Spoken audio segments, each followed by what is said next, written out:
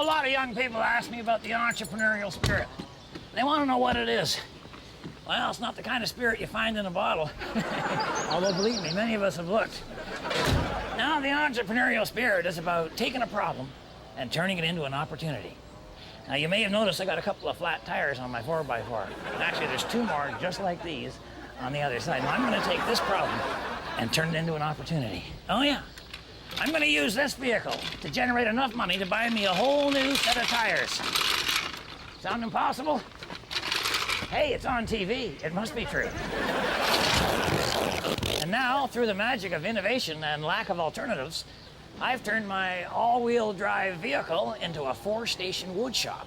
Oh yeah, now see, I can make products out of wood that I can sell to people and make enough money to buy myself a half-decent set of retreads. And if I want, I can continue on as a manufacturer, maybe go public with an IPO, make millions of dollars in profits, and move on to my next investment. But I'll probably just get the tires. Now we come to the next most important step of the entrepreneurial process, deciding what to make. So I researched around, found out what local people wanted and what they could afford. I've decided to make duck calls, mainly because I know what a duck call looks like. Plus, I'd be selling mostly to men, which I think is easier. As long as something works, men will buy it. They don't care what it costs or what color it is. Heck, even if it doesn't work, men will buy it. Take a look in your driveway. Okay, first of all, I go to my cutting station. I'm going to cut this to roughly the length that I want. Yep. All right, now what we do is we take her down to our lathe area there, where we're going to round off the corners a little bit. Now, I've already mounted a piece of wood on there to kind of speed up this demonstration.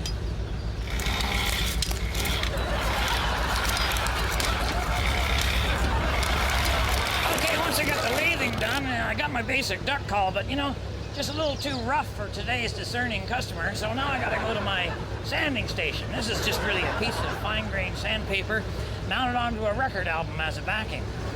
Actually, I use Nat King Cole on that. He's extra smooth. And then just do your little sanding.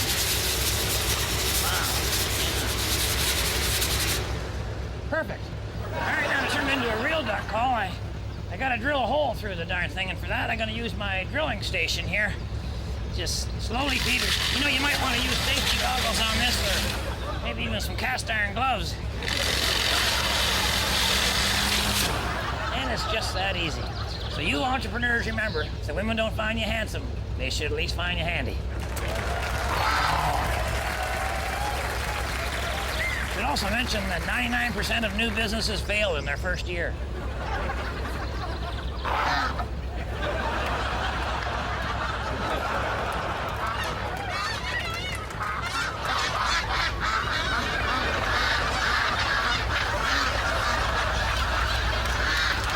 Science has put a man on the moon, cured a bunch of diseases, and even defined the origin of the universe.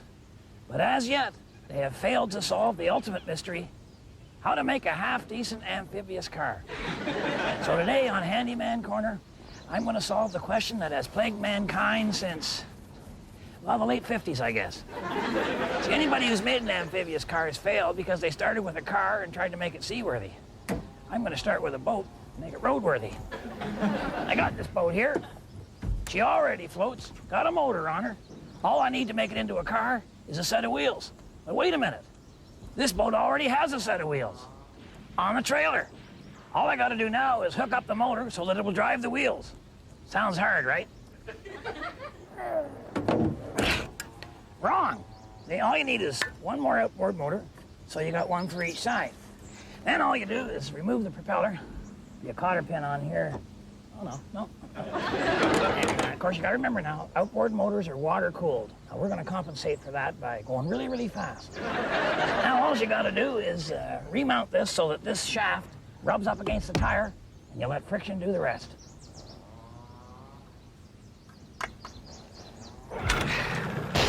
There we go. Now, just drop her into gear. Okay, I'm thinking belt drive.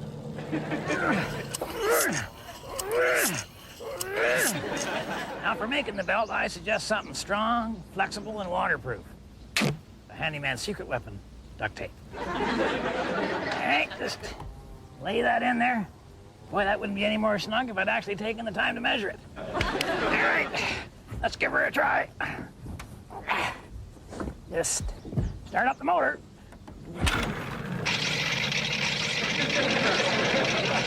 All right, now I did that to show you what happens if you don't cut a groove in the tire to hold the belt in. You weren't thinking, were you? You want to be careful with this, because rubber doesn't grow on trees. Well, all right, yeah, it does, but be careful when I'm saying be careful.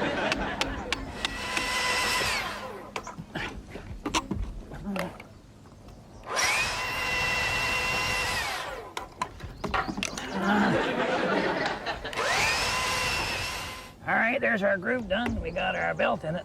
You know, they say necessity is the mother of invention. Don't know who the father is. Probably remorse. All right, now I've done the same thing on the other side. Got another outboard motor over there and got the groove in the tire and the belt on there. Of course, I kept the original outboard motor on the back because she's got the prop on her, and that's how we're gonna drive our boat. Now, the way we steer this thing is the same way they steer the bulldozers and the tanks by speeding up one side or the other. So, if you want her to turn left, you speed up this motor. If you want her to turn right, you speed up this motor. Keep them both going the same speed, you're going straight ahead. And the beauty of this is, you want to make a real sharp corner, just fire one of them into reverse. Now, here's something to think about. The boat floats, but the trailer doesn't. So you have to attach one to the other. Spend a little extra and make her solid. So remember, if the women don't find you handsome, they should at least find you handy. Now let's go driving our amphibious car.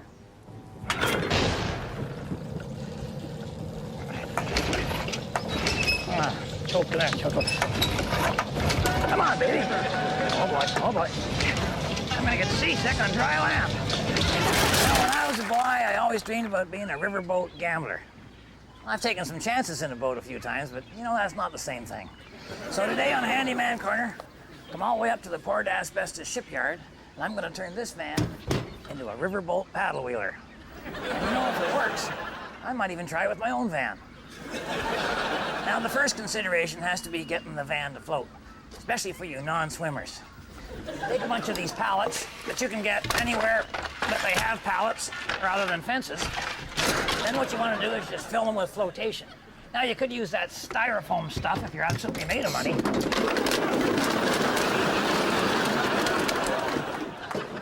But I prefer to recycle. Now, if you're like me, you generate 200 or 300 of these plastic motor oil bottles every month or so, and now instead of having to just throw them out the window or leave them in the Canadian Tire parking lot, you can hang on to them plus any other bottles you got, because you're going to use them as flotation for your riverboat.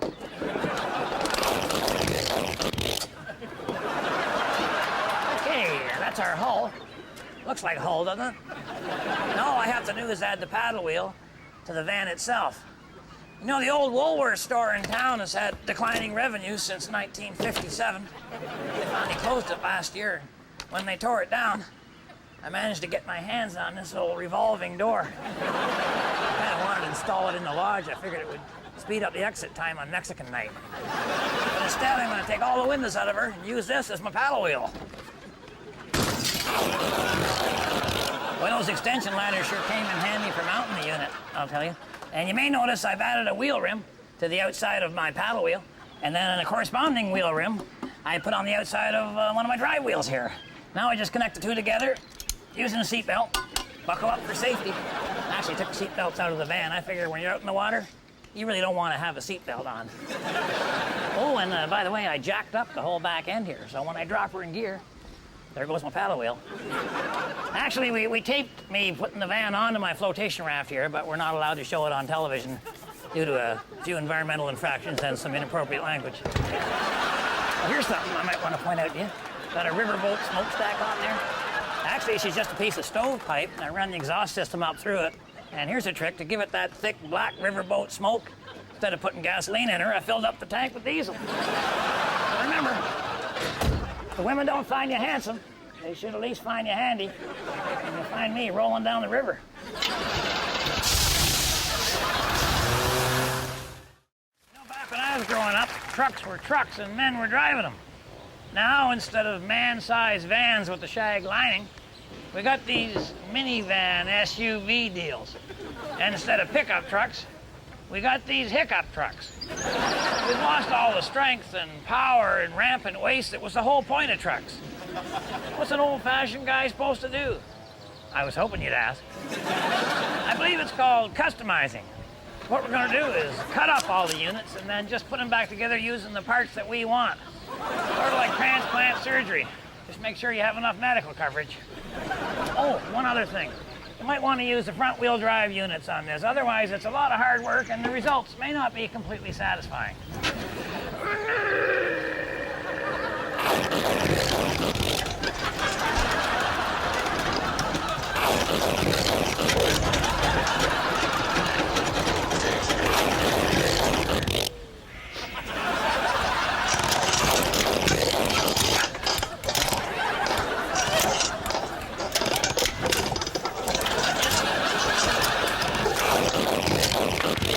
Okay, that's the hard part done, or at least it better be. All right, all we do now is join the two big pieces together. Yeah, it's a big job, but luckily, I planned ahead.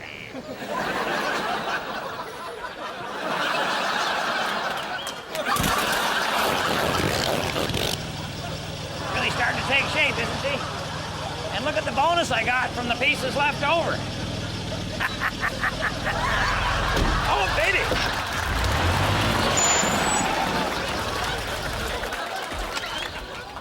I just use that for short trips. Now, this is one of these strange deals where a stupid project turns out actually better than you'd hoped. This is way too special a vehicle to use as a utility truck. I'm thinking more a mobile luxury condo, complete with hot tub. Hi, Mike. Where's the gun? Oh, sorry. Oh, yeah, here's something else every luxury condo has. A beautiful balcony. Mission accomplished. If people see this thing coming down the street, they'll know there's a man driving. Remember, women don't find you handsome, you should at least find you handy. Dear Lord, what man has brought together, let no pothole rend asunder. Amen.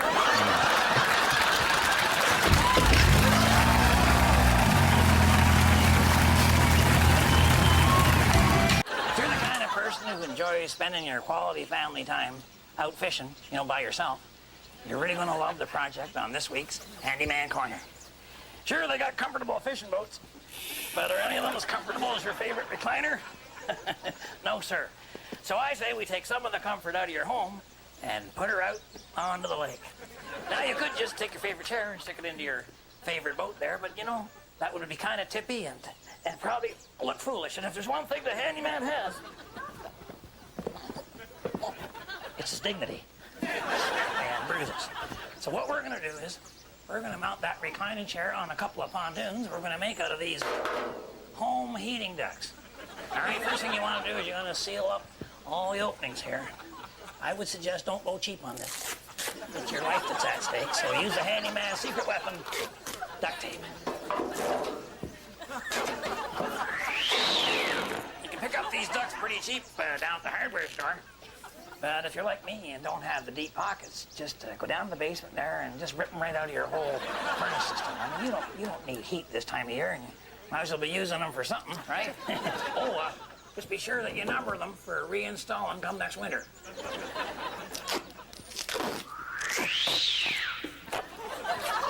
right, that's us done our catamaran, or ductamaran.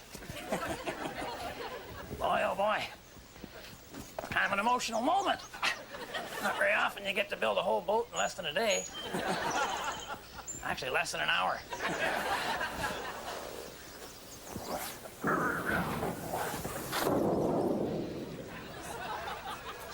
All right, the hull's seaworthy. Now all we got to do is add the furniture. Actually, I should say her hull is seaworthy. Eh? Boats are called she, because they keep men out of the deep stuff.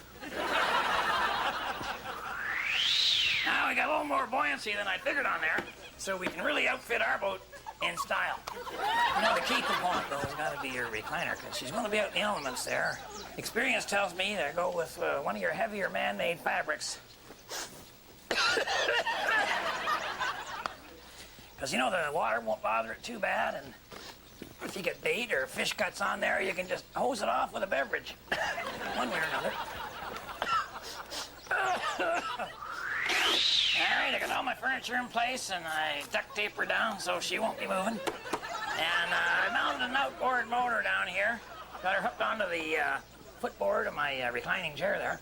And now I've gone with a 3.5, or maybe this is even a 5. Don't go more than that because you don't want to be straddling too much horsepower at my age. Oh, one another thing. Make sure you make a visit to the restroom before you leave shore, unless it's foggy. All right, remember, the women don't find you handsome. They should at least find you handy. There we go.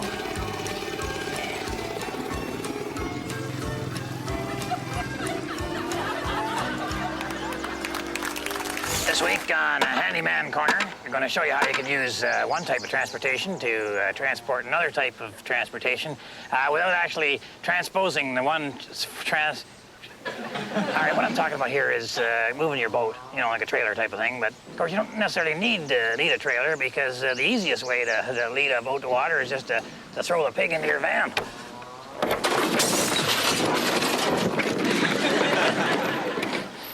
All right, you might want to check that the van's empty first. Might have your camping equipment in there, or in this case, a chandelier that I promised my wife I'd take back to the store.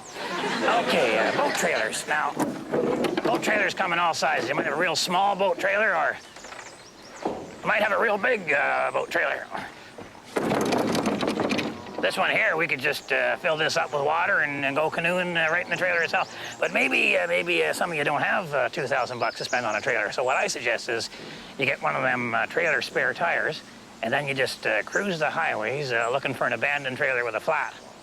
You not only get a trailer out of that, you get yourself usually a half-decent boat and motor, and once you file off the serial numbers, you can have yourself a nice summer. But for those of you who don't enjoy prison food, we're going to show you how you can make your own boat trailer to transport the form of transportation, you know, and using another. But for that, you're going to need another form of transportation. Get yourself a couple of old bikes. I got these here from the police auction. The cops stole them from Harold. Oh yeah, don't use good bikes. Okay, now this here is your galvanized steel piping. You're going to need that for the framework for your boat trailer, and I got a bunch of joints here. I got T joints, and I got the L joints, and I got X joints, and I got Q joints, and got pretty well the whole alphabet here, but just the consonants, not the vowels. Don't I mean like an O joint is of no use to you at all, and of course a beer joint, that's a different story. Okay, now what you're going to need is a hacksaw to cut the galvanized piping. Well, you need a hacksaw. I use power tools.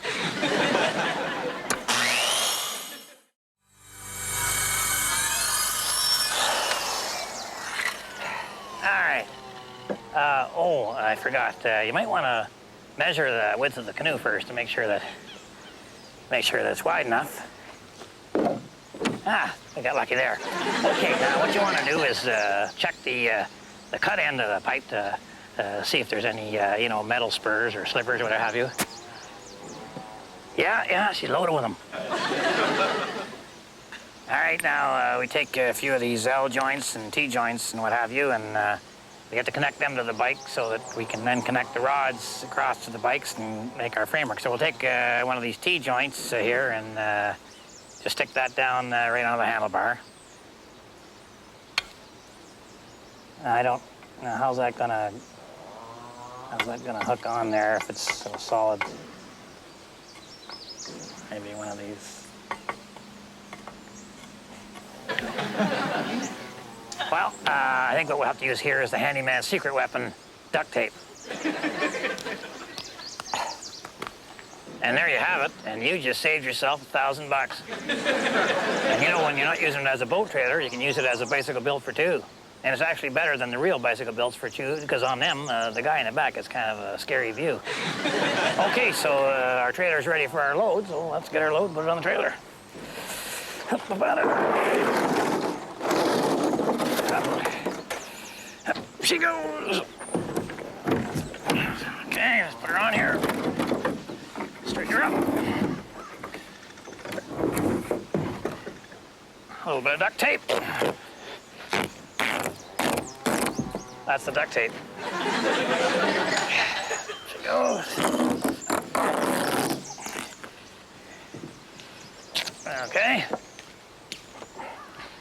Now we just take our tongue and, well, not our tongue, the tongue of the trailer, and hook around to the hitch here. Okay, and then another little piece of duct tape. Safety first. And there you have it. So until next time, remember, if the women don't find you handsome, they should at least find you handy. I'm going boating.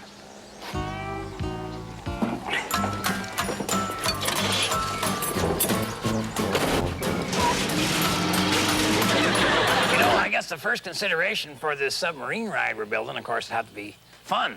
And then comes popularity, and next comes cost. But eventually, we'll get around to safety. So I thought I'd take this week's Handyman Corner, show you how you can build your very own rescue boat. See, the problem with the boats up here at the lodge, though, is that they're always sinking or running out of power or exploding. So we either have to start taking better care of our boats or build a hovercraft. And I bet you can guess which way I'm leaning. So this old unit here is going to become the basis of my hovercraft. Now, if you get yourself one of them store-bought hovercrafts, they come with a rubber skirt around the outside to keep the air from just blowing away. If you have your own rubber skirt, well, that's your business. I'm not one to judge. For me, I'm going to have to just use whatever I can find that's rubber and big. Harold? All right, I got my rubber stuff duct taped to the gunnels all the way around there. Now, I suppose some of those items are not technically rubber, but then I'm not technically a boat builder, so that's kind of a fit. Now, all you have to do is get your captain's chair mounted on there and some source of a compressed gas, and you can start hovering.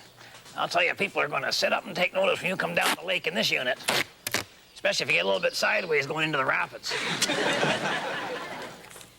All right, now all I have to do is pull the trigger on the fire extinguisher here, and the CO2 gas goes down through here, through the hole in the hull, goes down underneath, builds up pressure for a few seconds, and will lift me up off the ground, and away we go.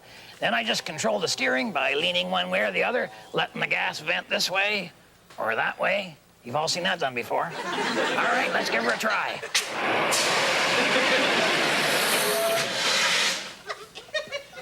Okay, it seems like we got a few too many holes in the hull here, so what I'm going to have to do is patch them up with duct tape, but I don't think the 2-inch stuff's going to be wide enough. I got a better idea.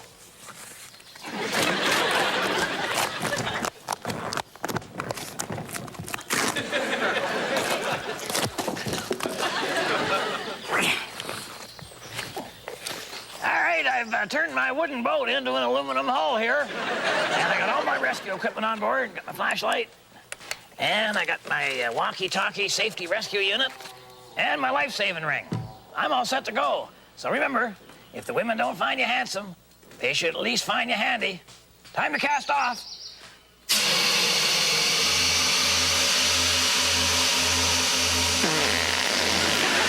a rescue boat, help! Now, one of the major challenges that faces any handyman is how could you have some of the luxuries in life that you know you really can't afford? Like, say, a snowmobile. Well, you know the beauty and value of a snowmobile, but maybe your wife is a little reluctant to let you spend money on anything until you finish paying off that hovercraft. So this time on Handyman Corner, I'm going to show you how you can make your own darn snowmobile out of some water skis, a toboggan, a few artificial fireplace logs, and a hot water heater. This here is really the engine for the unit. It's a rocket engine. It's a steam rocket engine. I went with 50-gallon. You could go 60, but that would just be showing off. Okay, first thing you want to do is punch a hole in the end of her here, somewhere up high. This is your steam port, and that's where the steam's going to come out, so you got to make the hole high, otherwise the water will all leak out. Right up in here. Oh, man. Now, wait now. I got an idea. Handyman never panics. The problem is just an opportunity waiting to happen. So, lay that in there. Make a little adjustment. Perfect. All right, now you want to attach the power plant to the toboggan, and you got to have something that'll hold everything together, plus be able to withstand the shock of a ski jump or perhaps the insensitive comments of neighbors. I recommend a Handyman secret weapon duct tape. All right, these artificial logs are basically my rocket fuel. Yeah, they burn for 6 hours, you know, which will get me all the way to Port Asbestos and back. If I was only going one way, I'd cut them in half.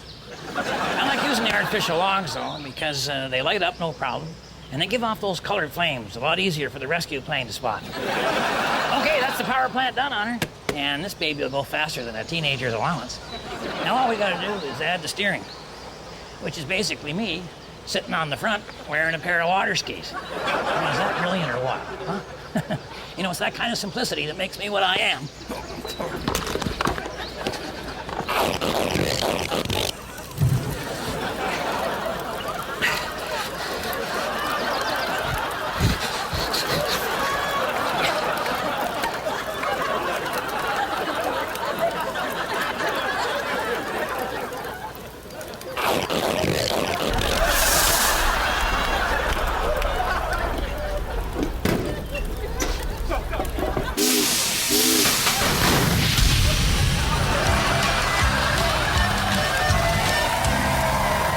Enjoys fireworks on a summer's night, but they can be expensive, and some stores won't sell them to you on a buy now, pay later deal. Or maybe they've been warned about you by the local authorities. So this time on Handyman Corner, I'm going to show you how you can make your own fireworks display using an old radio and a bunch of screen doors. This is a tube radio. I'm sure you young people don't know what that is, but in my day, we had to turn these babies on, let them warm up before they work. That's how people of my generation learn to be patient. Kids of today, they expect everything to just turn on immediately. That can be a real problem during a honeymoon, I'll tell you. We're gonna take the radio apart because all we need is the transformer, which is this heavy thing that's used to step up the voltage. It does that by induction. Not quite sure what that is, but I've heard of people being inducted. I'm sure it's very similar. Another thing you gotta watch for is the capacitors. A capacitor can hold a charge of several thousand volts long after the unit is unplugged. Now, is that a capacitor or is that just a resistor? I think I've just been inducted. Okay, I got my transformer out of there and I've attached the output to my wall of screen doors, got a wire on each side. I figure I got about 100,000 volts running through these babies. I threw away the welcome mats that came with them. Didn't want to send out a false message.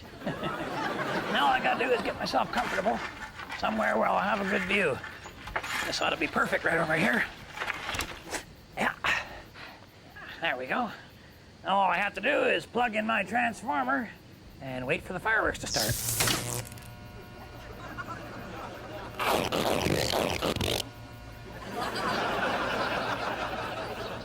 Oh, I know.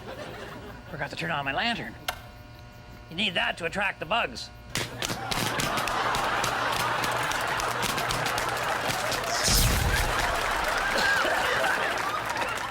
That one smelled like a bath.